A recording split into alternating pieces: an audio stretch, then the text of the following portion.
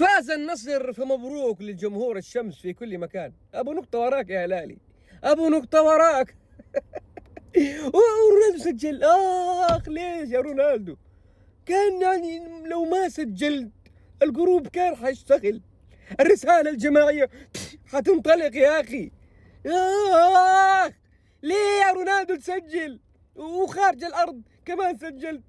كنت ما تضيع عشان ننتقم من اللي ضحك على بنزيما. أنا عارفهم كانوا منتظرين يعني إنه ما يسجل. الشايب المنتهي، الرسالة الجماعية انتشروا انطلقوا، ولكن في الأخير سجل رونالدو. يعني ما يبغوا يسجل ولا يبغوا النصر ياخذ بطولة ولا يبغوا حتى شعبية ولا يبغوا أي شيء.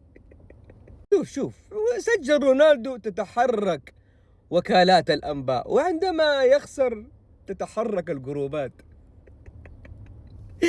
الصحافة العالمية تبدأ تتغنى بهدف كريستيانو رونالدو، ويجيك واحد راسه ثلاثي الأرباع. شوف دي ثلاثي الأرباع، ما تلقاه إلا عندي. يقول لك أن رونالدو ما يشي ولا شيء ولا يسوق ولا شيء، يتحكم علينا.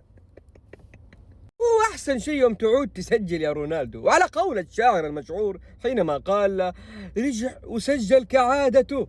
هذا هو الدون، واحتمال ما ناموا، ممكن جاهم الجاثوم.